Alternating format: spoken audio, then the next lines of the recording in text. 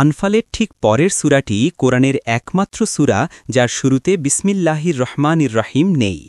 আল্লাহ চাইলে অন্য যে কোনো সূরা বেছে নিতে পারতেন। যদি কোনো একটা সূরাকে বিসমিল্লাহির রহমানির রহিম ছাড়া শুরু হতে হয়, তবে সেটা ইয়াসিন হতে পারত, রহমান হতে পারত, ওয়াকিয়া হতে পারত, অন্য যে কোনো সূরা হতে পারত। এটাই কেন? এটা কি দুর্ঘটনাবশত? نحمده ونصلي على رسوله الكريم اللهم صل على سيدنا محمد وعلى آل سيدنا محمد وبارك। আমরা আল্লাহর বরকতময় নাম নিয়ে শুরু করছি। আমরা তার প্রশংসা করছি এবং তার মহিমা ঘোষণা করছি, যেমনটি তার প্রশংসা ও মহিমা ঘোষণা করা উচিত। আর আমরা তার সকল সম্মানিত রাসূলগণের ওপর শান্তি ও বরকতের জন্য দোয়া করছি, বিশেষ করে তাদের মধ্যে সর্বশেষ বরকতময় নবী মুহাম্মদ সাল্লাল্লাহু তাআলা আলাইহি ওয়াসাল্লামের ওপর। আর আপনাদের সবাইকে জানাচ্ছি আসসালামু আলাইকুম ওয়া রাহমাতুল্লাহ ওয়া বারাকাতুহ। আপনারা কি নাস্তা করেছেন? আমি তো কোনো উত্তর শুনতে পেলাম না। আমরা আল্লাহর প্রশংসা ও শুকরিয়া আদায় করছি আজ এখানে সাইবার জায়ার ব্রেইনি বাঞ্চ স্কুলে উপস্থিত হতে পেরে, এবং আমরা আল্লাহর কাছে কৃতজ্ঞ যে তিনি আমাদের দুটি বিষয় শেখার ও ব্যাখ্যা করার সুযোগ দিয়েছেন, একটি নয়।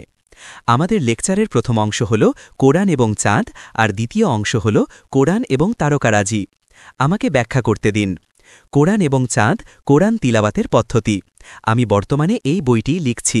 আপনারা দোয়া করবেন যেন আমি এটি সম্পন্ন করতে পারি ইনশাআল্লাহ। বইটির নাম কোরআন এবং চাঁদ কোরআন তিলাওয়াতের পদ্ধতি, আর অন্যটি হল কোরআন এবং তারকারাজি কোরআন অধ্যয়নের পদ্ধতি। কিন্তু যেহেতু আপনারা আমার সময়ের 1 ঘন্টা কেড়ে নিয়েছেন, তাই আমাদের এখন কিছুটা সমন্বয় করতে হবে। আমি 4টি ছোট সেশন করতে চেয়েছিলাম, কিন্তু আপনারা সেটা নষ্ট করে দিয়েছেন। তাই আমি 2টি দীর্ঘ সেশনের প্রস্তাব করছি।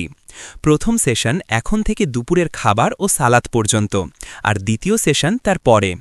ছোট সেশনের মতো দীর্ঘ সেশন ততটা আরামদায়ক নয়, কিন্তু আমরা যদি 9টায় শুরু করতাম তবে ছোট সেশনগুলো করা যেত। যা হোক, আমি ধীরে কথা বলার চেষ্টা করব এবং আপনাদের আগ্রহ ধরে রাখার চেষ্টা করব ইনশাআল্লাহ। কুরআন এবং চাঁদ কুরআন তিলাওয়াতের পদ্ধতি।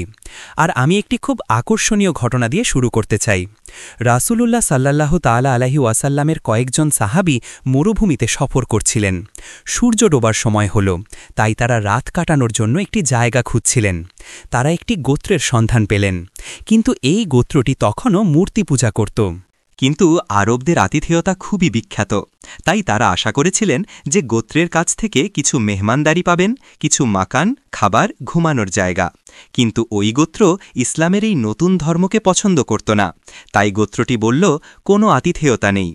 তখন আমরা বললাম, ঠিক আছে, কোনো নাসিলেমাক, খাবার নেই, কিছুই নেই, কোথায় যাব? এবং আমরা ক্ষুধার্ত অবস্থায় ঘুমিয়ে পড়লাম। কিন্তু মধ্যরাতে গোত্রের একজন এসে চিৎকার করতে লাগল, ভাই সাব, উঠুন উঠুন, আমাদের খুব জরুরি বিপদ। গোত্রপ্রধানকে সাপে কামড় দিয়েছে, আর আমাদের কাছে কোনো ওষুধ নেই। যদি আমরা তার চিকিৎসা না করি, সকালের মধ্যেই তিনি মারা যাবেন। আপনারা কি আমাদের সাহায্য করতে পারেন? আপনাদের নতুন ধর্মে কি এমন কিছু আছে যা আমাদের সাহায্য করতে পারে? তখন আমরা বললাম, আপনারা আমাদের কোনো আতিথেয়তা দেখাননি, তাই আপনাদের এর বিনিময় মূল্য দিতে হবে। তারা বলল, কত? আমরা বললাম, 100 ভেড়া। তারা বলল, ঠিক আছে। তখন একজন মুসলিম সেখানে গেলেন যেখানে প্রধান শুয়েছিলেন, এবং তিনি সূরা ফাতিহা পাঠ করলেন, ফু, এবং তিনি ফোঁ দিলেন, আর ওই প্রধান সুস্থ হয়ে গেলেন। আলহামদুলিল্লাহ। আমরা 100টি ভেড়া সংগ্রহ করলাম এবং মদিনায় ফিরে গেলাম। তারপর আমরা রাসূলুল্লাহ সাল্লাল্লাহু তাআলা আলাইহি ওয়াসাল্লামের কাছে গেলাম। আমরা বললাম, হে আল্লাহর রাসূল, এই ঘটনা ঘটেছে, আমরা কি ভেড়াগুলো রাখতে পারি? তিনি বললেন, হ্যাঁ, ভেড়াগুলো রাখো। মানুষ এর চেয়ে ছোট কাজের জন্য পুরস্কৃত হয়েছে। কিন্তু তোমরা কিভাবে জানলে যে সূরা ফাতিহাতে রুকিয়া আছে? রুকিয়া আধ্যাত্মিক নিরাময়। ধর্মনিরপেক্ষ জ্ঞানবিজ্ঞানের জগতে এ সম্পর্কে কোনো জ্ঞান নেই। বিশ্ববিদ্যালয়গুলো এ সম্পর্কে জানে না। আধুনিক, পশ্চিমা, খোদাহীন সভ্যতার এ বিষয়ে কিছুই জানা নেই। আধ্যাত্মিক নিরাময়। এবং তারপর রাসূলুল্লাহ সাল্লাল্লাহু তাআলা আলাইহি ওয়াসাল্লাম বললেন, মনোযোগ দিয়ে শুনুন, খুব মনোযোগ দিয়ে শুনুন। তিনি বললেন যে সূরা ফাতিহায় প্রতিটি রোগের নিরাময় রয়েছে। তাহলে আমরা জানতে চাই এমন কেন হয় যে আমরা সূরা ফাতিহা পড়ি ফু ফু ফু কিন্তু কিছুই হয় না? হ্যাঁ, সমস্যাটা কোথায়? আপনি সূরা ফাতিহা পড়েন, ফু দেন, কিন্তু কিছুই হয় না। এর উত্তর হল কোরআনের সূরা ফুরকানে, লিখে রাখুন ফুরকান, যা ২৫ নম্বর সূরা, সেখানে একটি অভিযোগ আছে। এটি নবী মুহাম্মদ আলাইহিসসালাতুয়াসসালামের অভিযোগ। তিনি আল্লাহর কাছে অভিযোগ করছেন, এবং অভিযোগটি আমাদের সম্পর্কে। অভিযোগটি কি? যখনই আপনি প্রথমবারের মতো কোরআনের কোনো আয়াত তেলাওয়াত করবেন, আপনাকে অবশ্যই আউযু বিল্লাহি মিনাশ শাইতানির রাজিম বলতে হবে, তারপর তেলাওয়াত করতে হবে। বাকি আয়াতগুলোর জন্য এটা করার দরকার নেই, কিন্তু প্রথমবার করতে হয়। ঠিক আছে, তো আমরা আউযু বিল্লাহি মিনাশ শাইতানির রাজিম বলার পর অভিযোগটি শুনুন। হে আমার রব, ইয়া রব্বি ইন্না কওমি, নিশ্চয়ই আমার জাতি, আপনি এবং আমি, ইন্না কওমি ইত্তাখাযু হাযাল কুরআনা মাহজুরা, নিশ্চয়ই আমার জাতি এই কোরআনকে পরিত্যাগ করেছে। হ্যাঁ, অন্য সব কিছু কোরআনের চেয়ে বেশি গুরুত্বপূর্ণ হয়ে গেছে। এমনকি এখনকার স্মার্টফোনও কোরআনের চেয়ে বেশি গুরুত্বপূর্ণ। তাই যদি আমরা কোরআনকে পরিত্যাগ করি, যদি আমরা কোরআনের প্রতি আমাদের দায়িত্ব পালন না করি, তবে কি রুকিয়াহ কাজ করবে? আমরা কি সূরাতুল ফাতিহা পড়ে সেই শিফা পেতে পারি? কোরআন শুধু শিফাই দেয় না, আল্লাহ বলেন ওয়ানুনাজ্জিলু মিনাল কোরআনি মা হুয়া শিফাউন, আর আমি কোরআনে এমন কিছু নাজিল করি যা শিফা ওয়া রহমাতুল লিল মিনিন, এবং মুমিনদের জন্য রহমত। কিন্তু এই কোরআনে অন্য আরেকটি জিনিস আছে, নূর। নূর। আর যদি আমরা কোরআন তেলাওয়াত করি এবং কোরআন অধ্যয়ন করি, তবে আমরা শুধু শিফাই পাব না, আমরা নূরও পাব। নূর কি? নূর মানে অবশ্যই আলো, কিন্তু এটা সুপারমার্কেটে বিক্রি হয় না, এটা ইন্টারনেটেও বিক্রি হয় না। আপনি ইন্টারনেটে গিয়ে এটা কেনাকাটা করতে পারবেন না। ইয়াহদিল্লাহু লিনূরিহি মান ইয়াশাউ, আল্লাহ যাকে ইচ্ছা তার নূরের দিকে পথ দেখান। আল্লাহু নূরুস সামাওয়াতি ওয়াল আরদ, আল্লাহই আসমান ও জমিনের নূর। নূর কেবল আল্লাহর কাছেই আছে, কেবল আল্লাহর কাছেই। আর যদি আমরা আল্লাহর কাছ থেকে নূর পাই, তবে এর লাভ কি? কোরআনের এই আয়াতটি শুনুন, এটি আপনাকে কাঁপিয়ে দেবে, শিহরিত করে তুলবে। মান কানা ফি হাযিহি আ'মা, যে ব্যক্তি এই দুনিয়াতে অন্ধ, ফাহুয়া ফিল আখিরাতি আ'মা, সে পরকালেও অন্ধ থাকবে। ওয়া আদাল্লু সাবিলা, এবং অধিকতর পথভ্রষ্ট হবে। আপনি যদি চিনতে না পারেন, উদাহরণস্বরূপ আপনার শত্রু টাকা বা অর্থ ব্যবহার করে আপনাকে বোকা বানাচ্ছে, আপনার শত্রুরা টাকা নামক কিছু ব্যবহার করে আপনাকে ঘোরাচ্ছে, আর আপনি যদি বধির, বোবা এবং অন্ধ হয়ে শুধু তাদের ফাঁদে পা দেন, আর আগামীকাল সে বলবে এখন থেকে পৃথিবী হবে ক্যাশলেস, আর আপনি বলবেন এটাই তো উন্নতি। আপনি যদি এখানে অন্ধ হন, তবে আপনি সেখানেও অন্ধ থাকবেন। ওয়া আদাল্লু সাবিলা, এবং অধিকতর পথভ্রষ্ট। আপনি দেখতে পাচ্ছেন না টাকার জগতে কি ঘটছে? কোরআনে যে টাকাকে স্বর্ণ ও রৌপ্য মুদ্রা বলা হয়েছে, এটি কোরআনে তাদের জন্য আছে যাদের কোরআনের দিকে তাকানোর সময় আছে। দিনার কোরআনে আছে, আর দিনার হল স্বর্ণ মুদ্রা। দিরহাম কোরআনে আছে, আর দিরহাম হল রৌপ্য মুদ্রা। এবং আগামীকাল এমন একটি আগামীকাল আসছে যখন সারা বিশ্ব স্বর্ণ ও রৌপ্য মুদ্রা ব্যবহার করবে, কারণ ইসরায়েল বলবে এটাই আসল টাকা। তখন সব ভেড়া আর গবাদি পশুর দল বলবে হ্যাঁ হ্যাঁ এটাই টাকা। কিন্তু এর মধ্যবর্তী সময়ে এই ভেড়া আর গবাদি পশুর দল কাগজের টাকা, ইলেকট্রনিক মানি এবং ক্রিপ্টোকারেন্সি দেখে মুগ্ধ হয়ে আছে। এই ভেড়া আর গবাদি পশুর দল আসলে অন্ধ, এবং আল্লাহ বলেছেন যে এখানে অন্ধ, সে সেখানেও আখেরাতেও অন্ধ থাকবে এবং আরও বেশি পথভ্রষ্ট হবে। তাই দেখার জন্য আমাদের নূর বা আলো প্রয়োজন। আমরা তো শুধু এই চর্মচক্ষু দিয়ে দেখি না, আমরা অন্তরের চোখ দিয়েও দেখি, হৃদয় দিয়ে দেখি, আর হৃদয় নূর ছাড়া দেখতে পায় না। আর এই নূর আসে কোরআন তিলাওয়াত এবং কোরআন অধ্যয়ন থেকে। কিয়ামতের দিন ৩টি সংকটময় মুহূর্ত থাকবে। প্রথমটি হল যখন আমাদেরকে মিজানের পাল্লায় ওজন করার জন্য দাঁড় করানো হবে। ধরুন এক ব্যক্তির মাথায় বিশাল টুপি, লম্বা দাড়ি, গায়ে জুব্বা, তিনি একজন শাইখ। তাকে পাল্লায় তোলা হলো, কিন্তু তার ওজন হল একটা মাছির সমান। মাছি, ব্যাস এটুকুই। তাহলে তিনি দুনিয়ায় কি করেছেন? লা ওজান, কোনো ওজন নেই। কিন্তু অন্য এক ব্যক্তি যার অন্তরে ঈমান আছে, যে যখন কথা বলে হৃদয় থেকে বলে, সে যা প্রচার করে তা নিজেও আমল করে, কথা দিলে কথা রাখে, সে সৎ, সে বিশ্বস্ত, সে দয়ালু, সে সহানুভূতিশীল, সে দানশীল। তাকে যখন পাল্লায় তোলা হয় তার পাল্লা ভারী হয়ে যায়। সেই দিন সে মুচকি হাসবে। এরপর আসে দ্বিতীয় পরীক্ষা, যখন আমাদের হাতে আমাদের আমলনামা দেওয়া হবে, কারণ ফেরেশতারা সব লিখে রাখছেন। যদি ফেরেশতা এসে সামনে থেকে ডান হাতে কিতাব দেন, আমরা হাসব, কিন্তু যদি ফেরেশতা বাম হাতে বা পেছন থেকে কিতাব দেন, তবে সেটা দুঃসংবাদ। কিন্তু এরপর আসে তৃতীয় সংকটময় মুহূর্ত। এটা তারা বিশ্ববিদ্যালয়ে শেখায় না। আল জান্নাহ বা জান্নাত ওই পারে, আর জান্নাতে যেতে হলে আপনাকে এই পুল বা সাঁকো পার হতে হবে। কিন্তু এটা খুব সরু একটি সাঁকো, আর যদি আপনি পড়ে যান তবে নিচেই জাহান্নাম।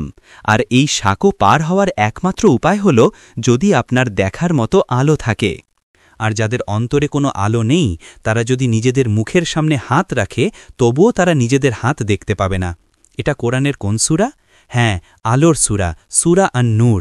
তাই এই সাঁকো পার হওয়ার একমাত্র উপায় হল যদি আপনার কাছে নূর থাকে। এবং নবীজি সাল্লাল্লাহু তাআলা আলাইহি ওয়াসাল্লাম বলেছেন, এমন কিছু লোক থাকবে যাদের নূর বা আলো থাকবে মাত্র এক কদম সামনে দেখার মতো, তাই তাদের খুব ধীরে ধীরে এগোতে হবে। আবার অন্যদের এত আলো থাকবে যে তারা মদিনা থেকে ইয়েমেন পর্যন্ত দেখতে পাবে, তাই তারা সহজেই হেঁটে যাবে। কিন্তু এমনও অনেকে থাকবে যাদের কোনো নূর নেই। তারা যাদের আলো আছে তাদের ডাকবে, ভাই, ও ভাই, আমি কি তোমার সাথে হাঁটতে পারি? তখন ফেরেশতা বলবেন, না, এবং তাদের মাঝখানে একটা দেয়াল তুলে দেওয়া হবে, যাও নিজের নূর খুঁজে নাও। সুতরাং সেই দিন আমরা আজকের এই লেকচারের কথা মনে করব, যে নূর ছাড়া আপনি জান্নাতের সেই পুল পার হতে পারবে না। আর যে ব্যক্তি এই কুরআনকে পরিত্যাগ করে, যে কুরআনের সাথে মিথ্যাচার করে, যে কুরআনের প্রতি তার দায়িত্ব পালন করে না, কিয়ামতের দিন আপনার কোনো নূর থাকবে না। তাহলে এখন কুরআনের প্রতি আমাদের দায়িত্ব কি? ওই কিতাবটির একটি নাম আছে তাওরাত, ওইটির নাম জাবুর, আর এটির নাম ইনজিল বা গসপেল। কিন্তু আমাদের এই কিতাবের নাম কি? এই কিতাবের নাম হল কুরআন, অর্থাৎ যে কিতাব পাঠ করা হয়, কুরআন পঠিত কিতাব। তাই এই কিতাবের প্রতি আমাদের প্রথম দায়িত্ব হল এটি তিলাওয়াত করা। কেন কেন আমাকে বলুন, কেন? প্রথম যে ওহী নাজিল হয়েছিল তা কিতাবের শুরুতে থাকা উচিত ছিল। ইকরা বিসমি রব্বিকাল্লাযী খালাক কিতাবের শুরুতে ১ নম্বর অধ্যায়ে থাকা উচিত ছিল। আর সর্বশেষ যে ওহী নাজিল হয়েছিল, হে ঈমানদারগণ, আল্লাহকে ভয় করো এবং সুদের বকেয়া দাবি ছেড়ে দাও যদি তোমরা মুমিন হয়ে থাকো। আর যদি তোমরা তা না করো তবে আল্লাহ ও তার রাসূলের পক্ষ থেকে যুদ্ধের ঘোষণা শুনে রাখো। এটি সবার শেষে নাজিল হয়েছে, তাই এটি শেষ অধ্যায় থাকা উচিত ছিল। বই তো এভাবেই লেখা হয়, আর মাঝখানে ২৩ বছর ধরে ক্রমাগত ওহী নাজিল হয়েছে, তাই সেগুলো নাজিল হওয়ার ক্রম অনুসারেই সাজানো থাকা উচিত ছিল। কিন্তু আশ্চর্যজনকভাবে কোরআন আমাদের সেই ক্রমে দেওয়া হয়নি, না। এবং আমাদের অবশ্যই প্রশ্ন করতে হবে, কেন? কেন আল্লাহ কোরআনকে পৃথক করেছেন? ফারাক নাহু আমরা কোরআনকে খণ্ড খণ্ড করেছি সূরা হিসেবে, এবং সেখানে ১১৪টি সূরা আছে। আর প্রথম যে ওহী নাজিল হয়েছিল তা কোরআনের শেষের দিকে কোথাও আছে, অদ্ভুত ব্যাপার। আর শেষ যে ওহী নাজিল হয়েছিল তা কোরআনের শুরুর দিকে পাওয়া যায়। তাহলে কেন আল্লাহ জিব্রাইল আলাইহিসসালামকে নির্দেশ দিলেন কোরআনকে এভাবে সাজাতে, যার সাথে ওহী নাজিলের কালক্রমিক ধারার কোনো সম্পর্ক নেই? কেন? এবং শুধু এটাই অদ্ভুত নয়, কুরআনকে দীর্ঘ সূরা, মাঝারি সূরা এবং ছোট সূরায় ভাগ করা হয়েছে। আর আমরা যখন বিন্যাসটি দেখি, সব লম্বা সূরাগুলো শুরুতে আর সব ছোট সূরাগুলো শেষে। কুরআন অধ্যয়ন পদ্ধতির সাথে এর কোনো সম্পর্ক থাকতে পারে না। সূরার দৈর্ঘ্যের সাথে কুরআন অধ্যয়ন পদ্ধতির কোনো সম্পর্ক নেই। তাই প্রশ্ন হল, ১ নম্বর, কেন এই বিন্যাস ওহী নাজিলের ক্রম থেকে ভিন্ন? ২ নম্বর, যখন আল্লাহ কুরআন ভাগ করলেন, কেন তিনি সব বড় সূরা শুরুতে দিলেন আর কেন সব ছোট ছোট ছোট সূরাগুলো শেষে দিলেন? এটা একটা ভালো প্রশ্ন। আমি চাই আপনারা এটা নিয়ে চিন্তা করুন। আমরা এর উত্তর খুঁজতে আবার ফিরে আসব। আল্লাহ কোরআনে চাঁদ সম্পর্কে বলেছেন, ওয়াল কমার, তিনি চাঁদের শপথ করেছেন। কদ্দারনাহু মানাজিল, আমি চাঁদের জন্য নির্ধারণ করেছি মানজিল মানজিল মানজিল বৃদ্ধির স্তর এবং মানজিল মানজিল ক্ষয়ের স্তর হাত্তা আদা কাল উরজুনিল কাদিম যতক্ষণ না এই নতুন চাঁদ শিশু চাঁদটি পূর্ণিমার চাঁদে পরিণত হয় এবং শেষ পর্যন্ত খেজুর গাছের পুরনো শুকনো শাখার মতো হয়ে যায়। মালয়েশিয়ায় আপনাদের অনেক খেজুর গাছ আছে, আপনারা জানেন খেজুরের ডাল শুকিয়ে গেলে তা বাদামি হয়ে যায়, চাঁদও ঠিক তেমন হয়ে যায়। কিন্তু তিনি নতুন চাঁদের শপথ করেছেন, শিশু চাঁদ। ওয়ায়াস আলুনাকা আনিল আহিল্লাহ, এবং তারা তোমাকে আহিল্লা সম্পর্কে জিজ্ঞেস করে। আহিল্লা হল হিলালের বহুবচন, আর হিলাল হল শিশু চাঁদ বা বাঁকা চাঁদ। তারা তোমাকে বাঁকা চাঁদগুলো সম্পর্কে জিজ্ঞেস করে, বহুবচন, একবচন নয়। কুল হিয়া মাওয়াকিতুলিন্নাস, তাদের বলো যে এই চাঁদগুলো মানুষের জন্য সময়ের ব্যবস্থা নির্ধারণ করে দেয়, যার মাধ্যমে তারা জীবনযাপন করবে। আমি কথাটা আপনাদের জন্য আবার বলি, যে সময়ের পদ্ধতির সাথে আপনাদের জীবনযাপন করতে হবে তা আপনাদের দেওয়া হয়েছে এই বাঁকা চাঁদের মাধ্যমে। আপনি যখন বাঁকা চাঁদ দেখা ছেড়ে দেন তখন কি ঘটে? আপনারা আর আকাশের দিকে তাকান না, আপনারা আর চাঁদকে পূর্ণ হতে এবং ক্ষয় হতে দেখেন না। আপনাদের হাতে আর ওসবের জন্য সময় নেই। তখন আমি আপনাদের পরিচয় করিয়ে দিই সময়ের আরেক ব্যবস্থার সাথে, এবং এটা আল্লাহর কাছ থেকে আসেনি, এটা অন্য কারো কাছ থেকে এসেছে। নবী মুহাম্মদ আলাইহিস সালাতু ওয়াসসালাম শেষ জামানা সম্পর্কে সতর্ক করেছেন। তিনি বলেছেন, সময় দ্রুত থেকে দ্রুততর হবে। পুরো 1 বছর পার হবে 1 মাসের মতো, পুরো 1 মাস পার হবে 1 সপ্তাহের মতো, পুরো 1 সপ্তাহ পার হবে 1 দিনের মতো, আর পুরো 1 দিন পার হবে 1 ঘণ্টার মতো, এবং পুরো 1 ঘণ্টা পার হবে আগুন জ্বালাতে যতটুকু সময় লাগে ততটুকু সময়ের মতো। আপনাদের কি এমন অনুভূতি হয় যে সময় খুব দ্রুত চলে যাচ্ছে? হাত তুলুন যদি আপনাদের অন্তরে এই অনুভূতি থাকে। হাত তুলুন যদি আপনারা অনুভব করেন যে সময় দ্রুত থেকে দ্রুততর হচ্ছে। হাত নামান, আপনারা সমস্যায় আছেন। একবার যদি আপনার অন্তরে এই অনুভূতি আসে যে আমার জন্য সময় খুব দ্রুত চলে যাচ্ছে, তার মানে আপনি বিপদে আছেন। কেন? কারণ আপনি আল্লাহ প্রদত্ত সময়ের ব্যবস্থা হারিয়ে ফেলেছেন, এবং আপনি এখন এমন এক সময়ের ব্যবস্থায় জড়িয়ে পড়েছেন যা দাজ্জালের কাছ থেকে এসেছে। আর জীবনের এই দ্রুতগতির রাস্তায় আপনি যত থাকবেন, আপনার সময় তত কমতে থাকবে। আপনার কোরআনের জন্য কোনো সময় থাকবে না, আপনার চিন্তা করার কোনো সময় থাকবে না। আপনারা জ্ঞান চাইবেন, তারা এর জন্য একটা সুন্দর শব্দ ব্যবহার করে, তারা বলে ক্যাপসুল। আপনারা ট্যাবলেট চেনেন তো? আমাকে জ্ঞানের একটা ক্যাপসুল দাও, আমার আর বই পড়ার সময় নেই, আমার আর 1 ঘন্টা লম্বা লেকচার শোনার সময় নেই, 5 মিনিট করুন, ছোট করুন। আমরা এক দ্রুতগতির পৃথিবীতে বাস করছি। তাই আপনারা অগভীর চিন্তাবিদে পরিণত হচ্ছেন। আপনারা কেবল ওপর চিন্তা করেন। আপনারা কখনোই একজন প্রকৃত আলেম বা স্কলার হতে পারবেন না। একজন প্রকৃত স্কলার কেবল তিনিই হতে পারেন যার শুধু চিন্তা করার ক্ষমতাই নেই, বরং এর চেয়েও বেশি কিছু আছে, গভীর চিন্তা করার ক্ষমতা, কোনো বিষয়ের অভ্যন্তরীণ বাস্তবতা বা গোপন সত্যকে ভেদ করার ক্ষমতা। আর এর জন্য আপনাদের প্রয়োজন সময় এবং প্রয়োজন নীরবতা। এখন এমন অনেক মানুষ আছে যারা শব্দ বা কোলাহল ছাড়া ঘুমাতেই পারে না। যখন তারা গ্রামে যায় আর পাখির ডাক ছাড়া আর কিছুই শোনে না, তারা বলে ওঠে, আমি ঘুমাতে পারছি না, আমার শব্দ চাই। তারা শব্দের এই জগতে দাজ্জালের আলিঙ্গনে আটকা পড়েছে। আর তাই সতর্কবাণীটি হল, যদি আপনারা এখনই না থামেন এবং পরিস্থিতি শোধরানোর চেষ্টা না করেন এবং এমন এক জগতে ফিরে না আসেন যেখানে একটি দিন একটি দিনের মতোই পার হবে, একটি সপ্তাহ একটি সপ্তাহের মতো, একটি মাস একটি মাসের মতো এবং একটি বছর একটি বছরের মতো মনে হবে, তবেই আপনারা জীবন উপভোগ করতে পারবেন। হ্যাঁ, তবেই আপনারা একটি দিনকে সত্যিকার অর্থে উপভোগ করতে পারবেন। তাহলে উপায় কি? আপনারা যারা এইমাত্র হাত তুললেন, কিভাবে আপনাদের ধীরস্থির করা যায়? উত্তর হল দ্য কোরআন, আল কোরআন। আজকের লেকচারের এটাই মূল শিক্ষা। এই কোরআনই আপনাদের ফিরিয়ে আনবে সেই সময়ে যখন একটি বছর একটি বছরের মতো, একটি মাস একটি মাসের মতো, একটি সপ্তাহ একটি সপ্তাহের মতো এবং একটি দিন একটি দিনের মতো মনে হবে। চেষ্টা করে দেখুন। আল্লাহ কোরআনে বলেছেন, ফাইদা করানাহু, যখন আমি কোরআন পাঠ করি, ফাত্তাবিয়া কোরআনা, তখন তোমাকে অবশ্যই সেই পাঠের পদ্ধতি অনুসরণ করতে হবে। অন্য একটা টেবিল আনো, এখানে আরেকটা টেবিল আনার চেষ্টা করো। সূরাতুল কিয়ামাহ। যখন আমি কুরআন পাঠ করি তোমাকে অবশ্যই সেই পাঠের পদ্ধতি অনুসরণ করতে হবে। এই কথাটি নবী মোহাম্মদ আলাইহিসসালামের প্রতি এবং যারা কুরআনকে আল্লাহর বাণী হিসেবে বিশ্বাস করে তাদের সবার প্রতি নির্দেশিত। কিন্তু আল্লাহ কি নিজে নিচে নেমে এসে কুরআন পাঠ করেন? না। তাহলে তিনি কিভাবে পাঠ করেন? তিনি জিবরাইল আলাইহিসসালামকে পাঠান, আর জিবরাইল আলাইহিসসালাম কুরআন পাঠ করেন এবং এরপর নবী মোহাম্মদ আলাইহিসসালামকে সেই পাঠ অনুসরণ করে তিলাওয়াত করতে হতো। এটা কখন ঘটত? এটা কি প্রতিবার ওহী নাজিল হওয়ার সময় ঘটত? ইকরা বিসমি রব্বিকাল্লাযী খালাক খালাকাল ইনসানা মিন আলাক শেষ পর্যন্ত? আর তারপর ফেরেশতা পাঠ করতেন এবং নবীজি আবৃত্তি করতেন? না না না না না। তাহলে এটা কখন হতো? ফাইযা ক্বরানাহু ফাত্তাবি' কুরআনা, যখন আমি কোরআন পাঠ করি তোমাকে অবশ্যই সেই তিলাওয়াতের রীতি অনুসরণ করতে হবে। উত্তর হল, এটা কেবল রমজানে ঘটত, শুধুই রমজানে।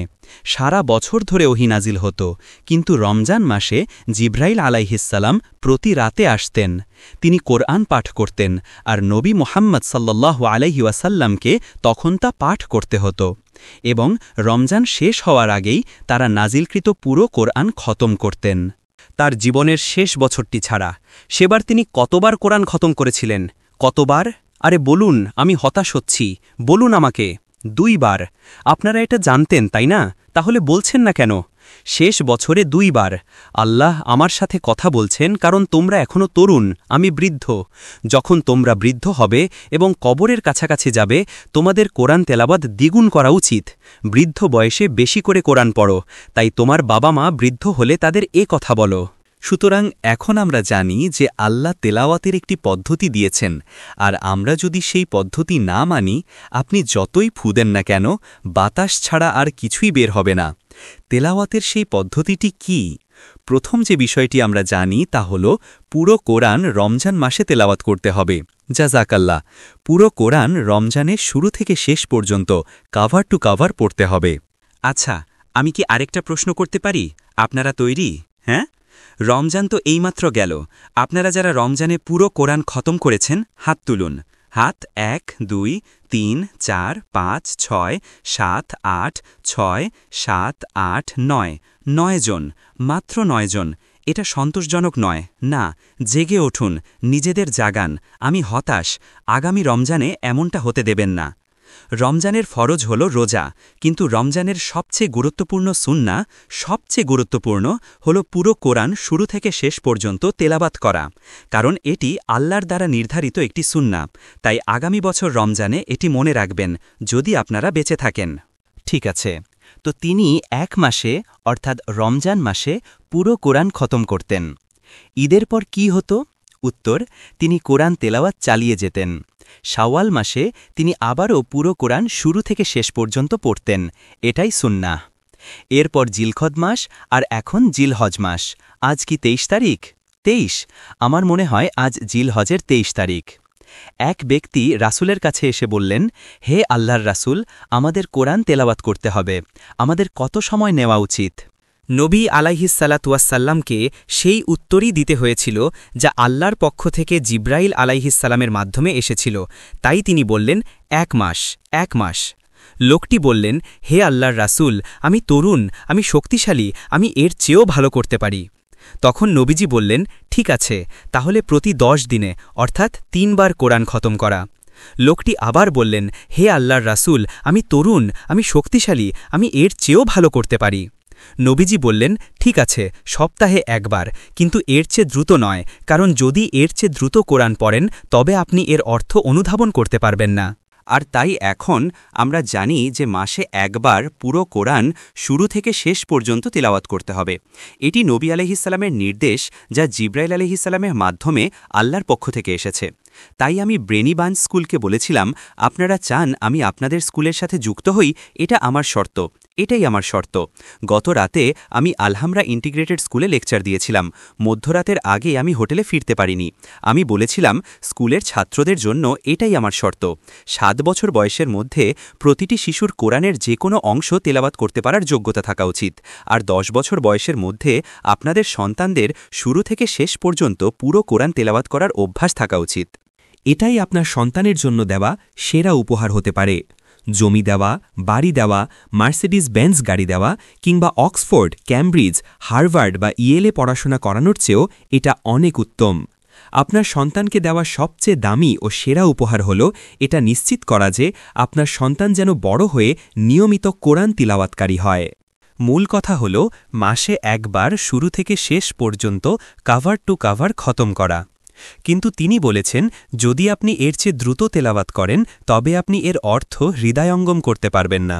তাই আল্লাহ কোরআনে নির্দেশ দিয়েছেন যে কোরআন কিভাবে তেলাওয়াত করতে হবে। আর এখন আমি এই কথাগুলো যখন বলছি তখন এগুলো আপনাদের চেয়ে বেশি আমি নিজেকেই শোনাচ্ছি। আপনারা শুনতে পারেন কিন্তু মূলত আমি নিজের সাথেই কথা বলছি। তিনি বলেন ওয়ারত্তিলিল কুরআনা তারতিলা, ওয়ারত্তিলিল কুরআনা তারতিলা।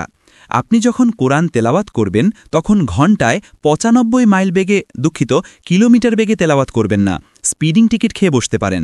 কোরআন ধীরে ধীরে তেলাওয়াত করুন, সুমধুর সুরে তেলাওয়াত করুন। আর তেলাওয়াত করার সময় আপনি যা পড়ছেন তা নিয়ে চিন্তা ভাবনা করুন, বোঝার চেষ্টা করুন কি পড়ছেন।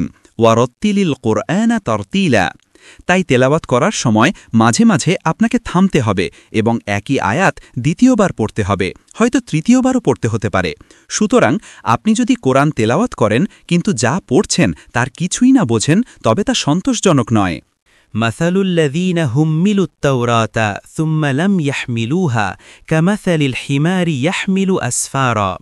আল্লাহ বলছেন যাকে তাওরাত দেয়া হয়েছিল তা অনুযায়ী জীবনযাপন করার জন্য, তা প্রয়োগ করার জন্য এবং সে তা করতে ব্যর্থ হয়েছে, সে হলো এমন গাধার মতো যার পিঠে এক গাদা বই চাপানো আছে। এটা বেশ কঠোর ভাষা। ধরুন সালাত শেষ হওয়ার পর কেউ আপনার কাছে এসে বলল, ইমাম সাহেব কি বললেন, তিনি কি তেলাওয়াত করলেন? মাসালুল্লাযীনা হুম্মিলুত তাওরাতা সুম্মা লাম ইয়াহমিলুহা কামাসালিল হিমারি ইয়াহমিলু আসফারা। আর আপনি উত্তর দিলেন, আমি জানি না তিনি কি বলেছেন, তবে সুরটা খুব সুন্দর ছিল। আমি জানি না তিনি কি বলেছেন, তবে সুরটা সুন্দর ছিল। এখন আপনি যদি এই অবস্থায় থাকেন, ইমাম কি পড়ছেন আমি জানি না, আমি শুধু নামাজ পড়লাম, যদি এমন অবস্থায় থাকেন তবে আপনি কোরআনের প্রতি অসম্মান প্রদর্শন করছেন। ঠিক তাই, আর আপনি যদি কোরআনের অসম্মান করেন তবে আপনি আল্লাহর অসম্মান করছেন। কোনো নূর বা আলো পাবেন না। আপনি যদি শাহাদা নিয়ে নতুন মুসলিম হয়ে থাকেন তবে কোরআন বোঝার মতো যথেষ্ট শেখার জন্য আপনার কিছু সময় ছাড় আছে। কিন্তু আপনি যদি জন্মগত মুসলিম বা সারা জীবন ধরে মুসলিম হয়ে থাকেন অথচ কোরআন বোঝার জন্য পড়াশোনার সময় কখনো পাননি, তবে এটা খুবই দুঃসংবাদ। ভালো কথা, যা বলছিলাম, আমাদের মাসে একবার সম্পূর্ণ কোরআন শুরু থেকে শেষ পর্যন্ত তেলাওয়াত করতে হবে এবং তা একটি নির্দিষ্ট পদ্ধতিতে করতে হবে। ধীরে ধীরে তেলাওয়াত করা, সুন্দর সুরে পড়া এবং পড়ার সময় অর্থ বোঝার চেষ্টা চালিয়ে যাওয়া। আমি আপনাদের বলেছি, আমি এটা আপনাদের চেয়ে নিজের জন্যই বেশি বলছি, কারণ মাঝে মাঝে আমার হাতে সময় থাকে না এবং আমার জুজ বা পারা শেষ করার জন্য আমাকে দ্রুত পড়তে হয়। আর এখন যদি আমাদের এভাবে কোরআন তেলাওয়াত করতে হয়, এক, আমরা নূর পাব, নূর। আর যদি আপনার মাঝে নূর না থাকে তবে আপনি অন্ধ। আর যদি আপনি এখানে দুনিয়ায় অন্ধ হন তবে আপনি সেখানেও আখিরাতে অন্ধ থাকবেন। ২, শিফা, আরোগ্য। তাই প্রতিদিন আমি যখনই কোরআন তেলাওয়াত করি আমি আল্লাহর কাছে শিফার জন্য দোয়া করি, শিফার জন্য। হতে পারে হার্ট অ্যাটাক আসছে, হয়তো কোনো ধমনী ৯০% বন্ধ হয়ে যাচ্ছে, কিন্তু যখন আমি শিফার জন্য দোয়া করি হয়তো আল্লাহ কোনো ফেরেশতা পাঠিয়ে সেই ব্লক সরিয়ে দিতে পারেন। তাই প্রতিবার কোরআন তেলাওয়াত করার সময় শিফার জন্য দোয়া করবেন, কারণ কোরআনে শিফা আছে। তবে আমি আপনাদের আরও কিছু বলতে চাই। সোমবারে আমাকে আন্তর্জাতিক ইসলামী বিশ্ববিদ্যালয়ে লেকচার দিতে হবে। যে বিষয়টিতে কথা বলার কথা ছিল তা হল ইসলাম, পেট্রোডলার এবং অর্থের ভবিষ্যৎ। এরপর আমার কাছে একটি কল এলো, তারা বিষয় পরিবর্তন করতে চায়। ঠিক আছে, আপনারা নতুন কি বিষয় ঠিক করেছেন? আধুনিক পশ্চিমা সভ্যতার একটি ইসলামী আখেরি জামানাত তাত্ত্বিক ব্যাখ্যা বা ইসলামিক এসক্যাটোলজিক্যাল এক্সপ্লেনেশন। সোমবার বিকেল ৩টায় অর্থনীতি অনুষদের লেকচার হলে এই নতুন বিষয়ে কথা হবে। আপনারা সেখানে আমন্ত্রিত।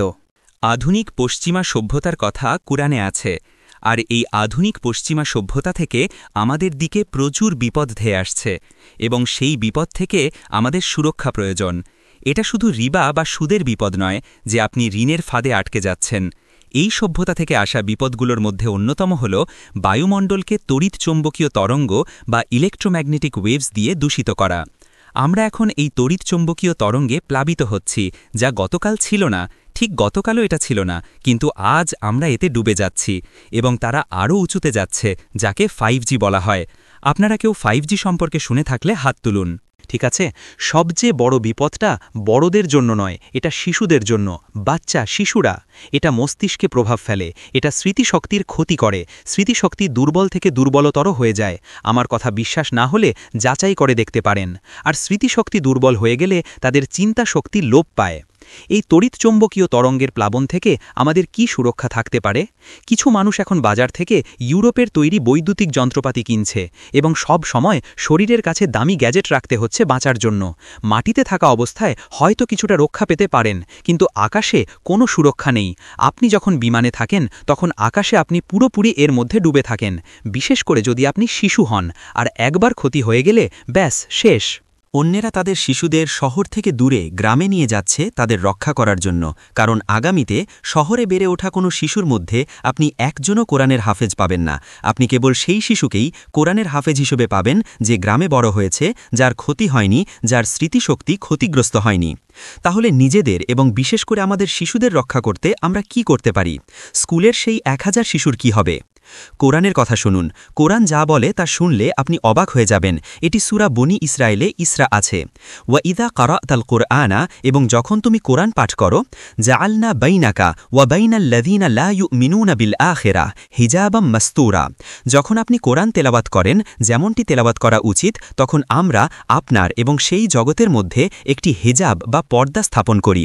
আর এই হিজাবটি হবে মাস্তুর, এটি আপনাকে ঢেকে রাখে, একটি অদৃশ্য হিজাব যা আপনাকে রক্ষা করবে এবং আপনার সন্তানকে রক্ষা করবে, আপনাকে এবং আপনার সন্তানকে রক্ষা করবে। এটাই কোরআনের অলৌকিকত্ব। তারা বলে এটি একটি বই। কোরআন নিজেও নিজেকে কিতাব বা বই হিসেবে বর্ণনা করে, কিন্তু এটি কোনো সাধারণ বই নয়। আল্লাহ এই কিতাব সম্পর্কে বলেছেন এর একটি রূহ বা আত্মা বা প্রাণ আছে। আপনারা কি শুনেছেন আপনারা? এই কোরআনকে রূহ হিসেবে বর্ণনা করা হয়েছে। কারণেই আপনি যদি কোরআন তেলাওয়াত করে ফু দেন, তবে আপনি রুকিয়া করতে পারেন। প্রতিবার আমি যখন অস্ট্রেলিয়ায় সফর করতাম, একবার ক্যানবেরায় গিয়েছিলাম এবং একটি লেকচার দিয়েছিলাম। লেকচারের পর মহিলাদের একটি লম্বা লাইন লেগে গেল। কি সমস্যা? তাদের সবার কোলে বাচ্চা ছিল। প্রত্যেক মা তার বাচ্চা নিয়ে আমার কাছে এলো। কোরআন পড়ে বাচ্চার গায়ে ফু দিয়ে দিন। কারণ তারা সবাই আরব ছিল এবং তারা সবাই সেটা জানত যা আমরা ভুলে গেছি, যে কোরআনে রুকিয়া বা ঝাড়ফুঁকের মাধ্যমে চিকিৎসা আছে। তাহলে এখন ওয়া ইদা কারাতাল কুরআনা জাআলনা বাইনাকা ওয়া বাইনাল লাযিনা লা ইউমিনুনা বিল আখিরাতি হিজাবাম মাসতুরা। কোন সূরা? সূরাতুল ইসরা। যখন আপনি কোরআন তেলাওয়াত করেন, আমরা আপনার এবং সেই জগতের মাঝখানে যা আপনাকে আক্রমণ করছে একটি হিজাব, একটি পর্দা, একটি বাধা স্থাপন করি। একটি হিজাব যা আপনাকে তাদের থেকে আলাদা করে এবং যা আপনাকে ঢেকে রাখে ও রক্ষা করে। এখন তাহলে আমরা সামনে এগোতে পারি। যদি 1 মাসে কোরআন খতম করতে হয়, তবে আমাদের একে 30টি ভাগে ভাগ করতে হবে। প্রতিটি ভাগকে বলা হবে একটি জুজ বা পারা। তো আমরা কিভাবে এটি ভাগ করব? আল্লাহ বলছেন যে তিনি এটি ভাগ করেছেন, ফারাকনাহু, আমরা কোরআনকে বিভক্ত করেছি। আর সূরা হিজরে তিনি তাদের নিন্দা করেছেন যারা কোরআনকে টুকরো টুকরো করে ফেলে। তারা কোরআনের বিষয়ে আল্লাহর বিভাজনকে সম্মান করে না। এই লোকগুলোকে আমরা বলি আল মুক্তাসিমিন, আল্লাযীনা জাআলুল কুরআনা ইযীনা, যারা কোরআনকে খণ্ড বিখণ্ড করে ফেলেছে। তাহলে এখন প্রশ্ন হল, যখন আপনারা নতুন চাঁদ দেখেন তখন কোরআনের কোন পারা বা জুজ দিয়ে তেলাওয়াত শুরু করবেন? কেউ একজন, আমরা জানি না তিনি কে, কিন্তু তিনি সিদ্ধান্ত নিলেন যে সূরা বাকারার 141 নম্বর আয়াতে পৌঁছানোর পর খপ করে কেটে দাও। তাকে এই অধিকার কে দিল? তিনি এই কর্তৃত্ব কোথায় পেলেন? তিনি বললেন এটাই প্রথম পারা। এরপর সূরা বাকারার 252 নম্বর আয়াতে যখন পৌঁছালেন দ্বিতীয় কোপ। এরপর তিনি সূরা আলে ইমরানে গেলেন, 91 নম্বর আয়াতে পৌঁছালেন তৃতীয় কোপ। এসব কি হচ্ছে? আবার মাঝে মধ্যে এমনও হয় যে একটা ছুরায় পৌঁছালেন, শুনে আপনারা হাসবেন, মাত্র ছুরাটির প্রথম আয়াত শেষ হলো আর কোপ। এই লোকটা সম্ভবত কসাইয়ের দোকানে মাংস কাটার কাজ করতেন, যেই এই কাজটা করে থাকুক। আর আজ বিশ্বের যে কোনো জায়গা থেকে আপনি কোরআনের কপি হাতে নিন, সবখানেই এই পদ্ধতি। আশ্চর্যজনক, আর আমরাও সেটা মেনে নিয়েছি। তাই আমাকে এখন বলতেই হচ্ছে, আপনারা যদি এই কাটাকাটি নিয়ে স্বাচ্ছন্দ্য বোধ করেন সেটা আপনাদের পছন্দ। আমরা বলি না, আল্লাহ তো এমনটা নির্দেশ দেননি। আল্লাহ তো কোরআনকে সূরা দিয়েই ভাগ করে রেখেছেন। আমরা কোনো সূরাকে খণ্ড করতে যাচ্ছি না। এটা আমাদের পছন্দ, আপনারা ওটা বেছে নিতে পারেন, আমরা নিচ্ছি না। সুতরাং মাসের প্রথম দিন যখন আপনারা চাঁদ দেখবেন, আপনাদের চাঁদ খুঁজতে হবে এবং চাঁদ দেখার পর আপনারা সূরা বাকারা তেলাওয়াত করবেন। কিন্তু এতে তো 286টি আয়াত, এটি কোরআনের দীর্ঘতম সূরা। আল্লাহ কেন সবচেয়ে বড় সূরাটা প্রথম দিনের জন্য শুরুতে রাখলেন? কারণ আল ফাতেহা হল, যাকে আপনারা বলেন কুঞ্জি, চাবি। আল ফাতেহা হল চাবি। প্রতিবার যখন কোরআন পড়তে বসবেন, শুরুর জিনিসটি হল কুঞ্জি, খোলার জন্য, ঠিক আছে? কুঞ্জি। এ কারণেই আল্লাহ সাবহান মিনাল মাসানি ওয়াল কোরআনের কথা বলেছেন। তিনি কুঞ্জি এবং কোরআনের কথা বলেছেন, মানে হল এটাকে কোরআনের বাকি অংশের চেয়ে আলাদাভাবে দেখতে হবে। প্রতিবার যখনই কোরআন তেলাওয়াত করতে বসবেন, প্রথম জিনিসটি হল এই চাবি। তাহলে কোরআনের প্রথম সূরাটি আসলে আল বাকারা এবং এটি সবচাইতে দীর্ঘ। এবার প্রশ্নে ফিরে আসি। আপনারা ভাবার যথেষ্ট সময় পেয়েছেন, তাই না? আজ সকালে নাস্তাও করেছেন। আপনারা আজ সকালে নাসি লেমাক, এক ধরনের খাবার খেয়েছেন। আল্লাহ কেন বড় সূরাগুলো কোরআনের শুরুতে রাখলেন, সবচেয়ে বড়টা একেবারে প্রথমে, আর কেন তিনি ছোট ছোট ছোট সূরাগুলো শেষে রাখলেন? কোরআন নিয়ে গবেষণার সাথে এর কোনো সম্পর্ক থাকতে পারে না? না। আপনারা ভাগ্যবান যে আপনাদের জিজ্ঞেস করার সময় আমার নেই। আপনারা ভাগ্যবান যে আমি আপনাদের থেকে অনেক দূরে আছি। আজ সকালে আপনারা ভাগ্যবান, তাই আমি আপনাদের হয়ে উত্তরটা দিচ্ছি। উত্তরটা হল, প্রথম দিন যখন চাঁদ দেখবেন, তাকানের দিকে সুন্দর চিকন একটা রেখা, এক ফালি চাঁদ, যেন একটা শিশু। চাঁদ এখন তরুণ, মাসটাও তরুণ, আপনাকেও তরুণ হতে হবে। নিজের সব শক্তি সঞ্চয় করুন, আপনার সব রসদ একত্রিত করুন মাসের শুরুতে। এটিই হল ইসলামের জীবন ব্যবস্থার মনস্তত্ত্ব, যা আল্লাহর দেওয়া সময়ের পদ্ধতির সাথে জড়িত। যেহেতু আপনি তরুণ এবং শক্তিশালী, তাই তিনি আপনাকে বড় সূরাগুলো দিয়েছেন। আর বিষয়টা পরিষ্কার করার জন্য তিনি কোরআনের শুরুতেই সবচাইতে বড় সূরাটি দিয়েছেন। আপনার কাছে যদি অন্য কোনো উত্তর থাকে আমাকে জানাবেন। প্রশ্নটা ছিল, আল্লাহ কেন সবচাইতে বড় সূরাটা শুরুতে রাখলেন? আমি বলছি, এটাই একমাত্র উত্তর। আমি যদি ভুল হই এবং আপনার কাছে অন্য উত্তর থাকে, আমি শুনতে চাই। তিনি বড় সূরাগুলো শুরুতে রেখেছেন কারণ তিনি চান মাসের শুরুতে আপনি যেন তরুণ এবং শক্তিশালী থাকেন। আর যখন মাসটি পুরনো হয়ে যায়, হাত্তা আদাকাল উরজুনিল কদিম, ততক্ষণ পর্যন্ত যতক্ষণ না তা খেজুরের শুষ্ক পুরনো ডালের মতো হয়ে যায়। চাঁদ যখন খেজুর গাছের শুকনা পুরনো ডালের মতো হয়ে ফিরে আসে এবং যখন আপনার হাঁটার জন্য লাঠির প্রয়োজন হয়, তখন তিনি আপনাকে ছোট ছোট সূরা দিয়েছেন, কারণ আপনি ক্লান্ত। মাস বুড়ো হয়ে গেছে, চাঁদ বুড়ো হয়ে গেছে, আপনিও ক্লান্ত, তাই তিনি আপনাকে ছোট সূরা দিয়েছেন। অন্য কোনো উত্তর থাকলে আমাকে শোনান। আমরা বলছি যে কোরআন বর্তমানে যেভাবে সাজানো আছে তা মূলত তেলাওয়াতের উদ্দেশ্যে, প্রধানত তেলাওয়াতের জন্য। এবং আপনারা চাঁদের সাথে কোরআন তেলাওয়াত করবেন। আপনারা চাঁদের সাথে কোরআন স্টাডি বা গবেষণা করবেন না, না, আপনারা নক্ষত্রের সাথে কোরআন গবেষণা করবেন। সেটা হলো এই বিকেলে। কিন্তু আজকের এই সকাল হলো কোরআন এবং চাঁদের জন্য। আর আপনি যদি চাঁদের সাথে তাল মিলিয়ে তেলাওয়াত করেন, মাসের শুরুতে শক্তি থাকতে বড় সূরা, মাসের শেষে ক্লান্ত অবস্থায় ছোট সূরা, তাহলে আপনারা আল্লাহর নির্ধারিত সময়ের নিয়মে ফিরে আসবেন। আর তখন হাত তুলে বলবেন না, আমার মনে হচ্ছে সময় খুব দ্রুত চলে যাচ্ছে।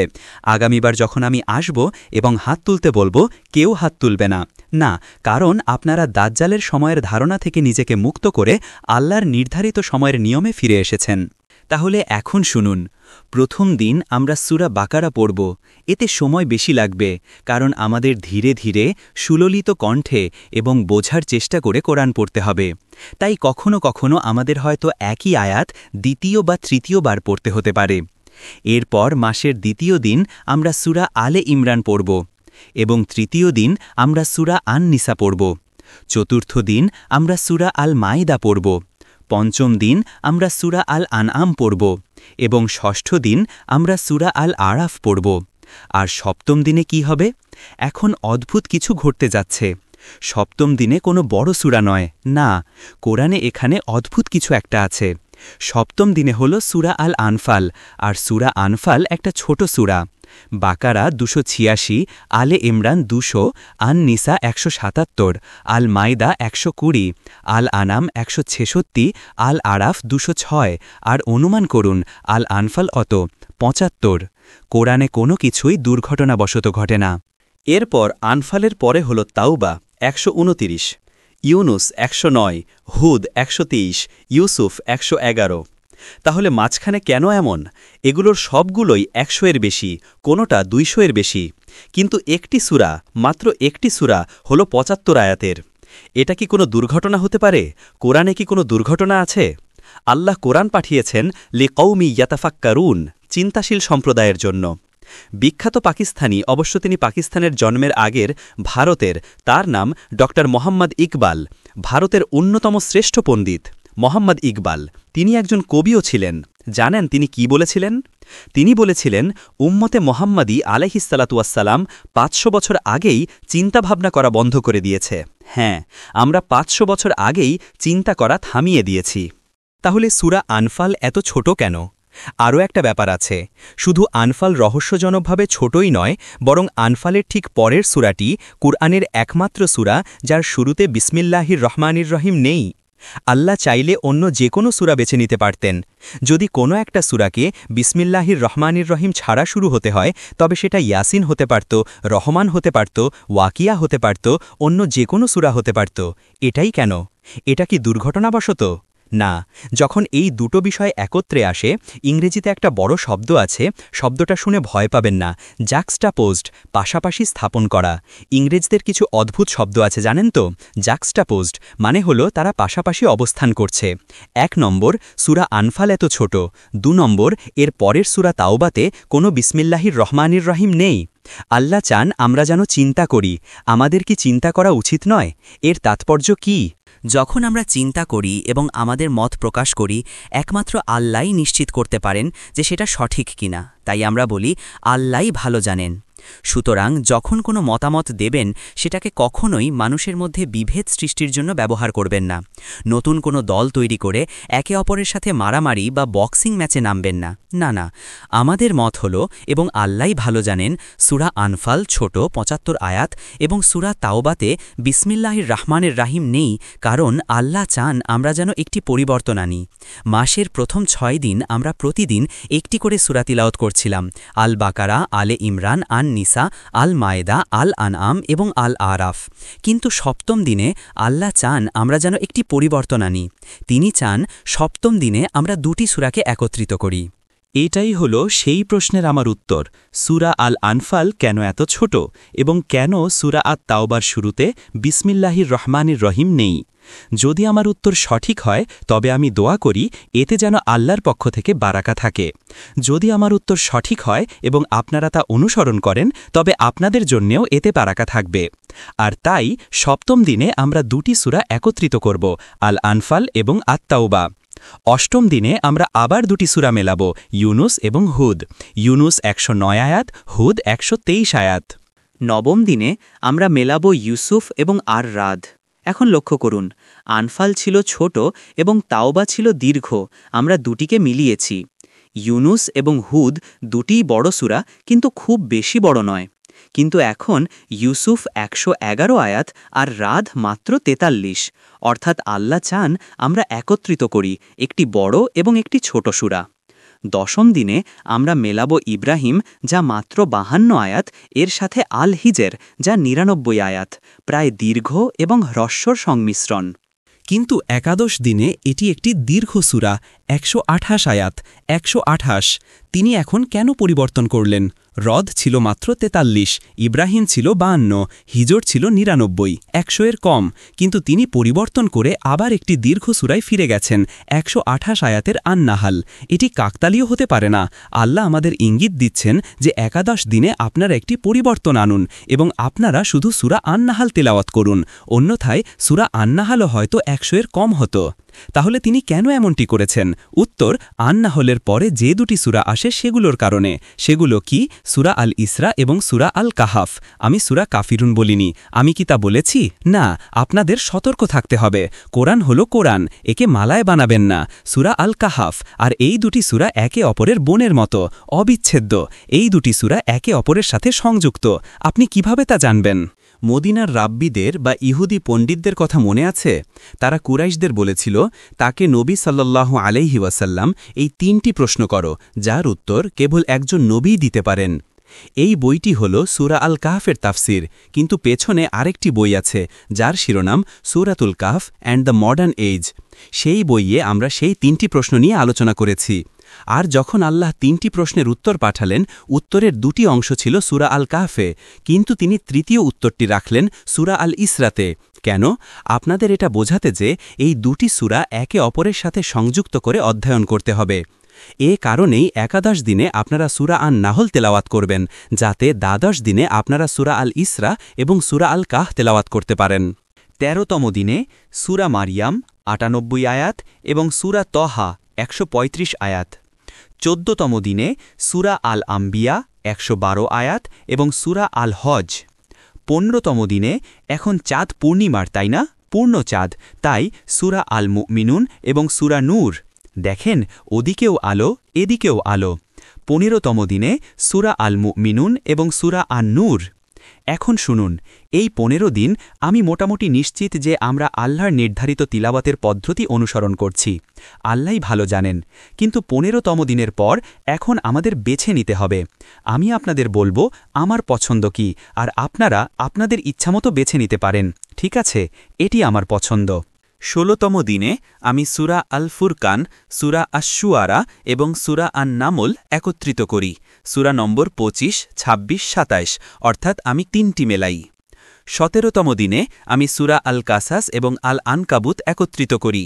আপনাদের এটা করতেই হবে এমন না, আপনারা যা চান বেছে নিতে পারেন। ১৮তম দিনে আমি ৪টি সূরা রাখি।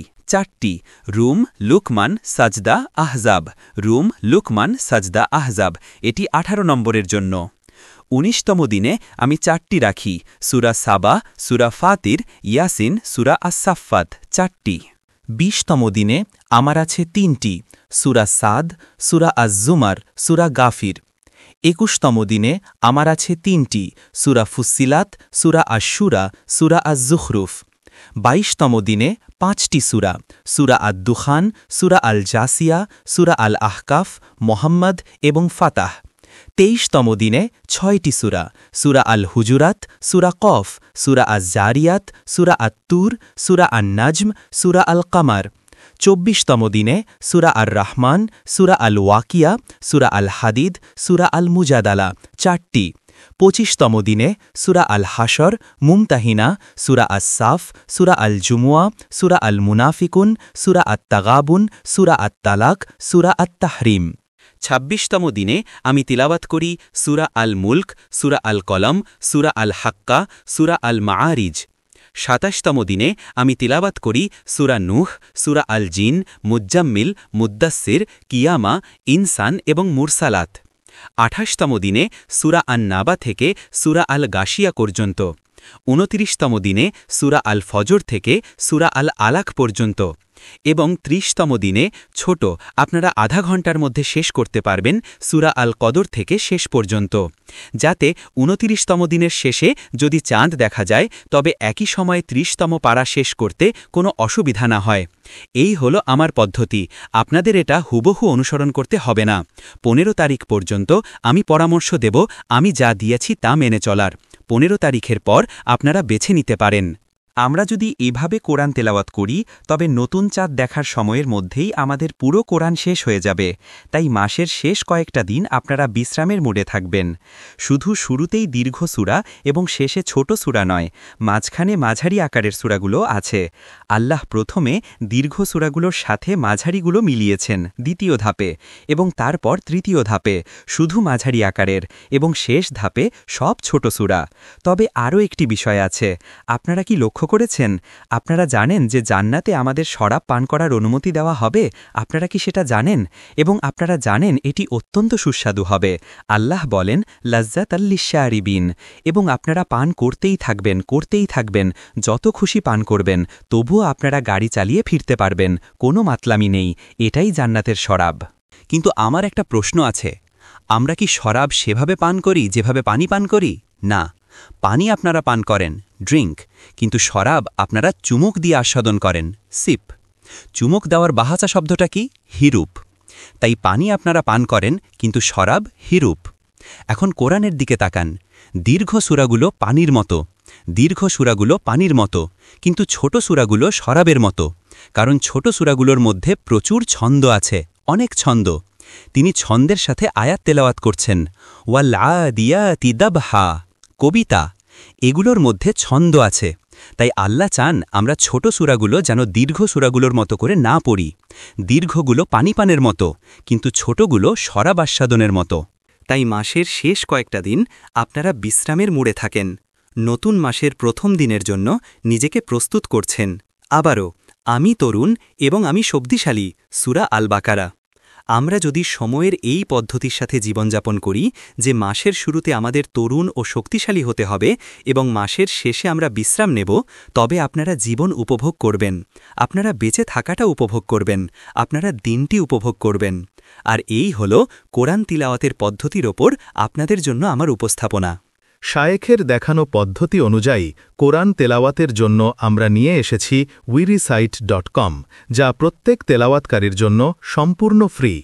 এখানে আপনারা চন্দ্র মাসের প্রতিদিনের তেলাওয়াতের লিস্ট দেখতে পারবেন এবং তেলাওয়াত করতে পারবেন।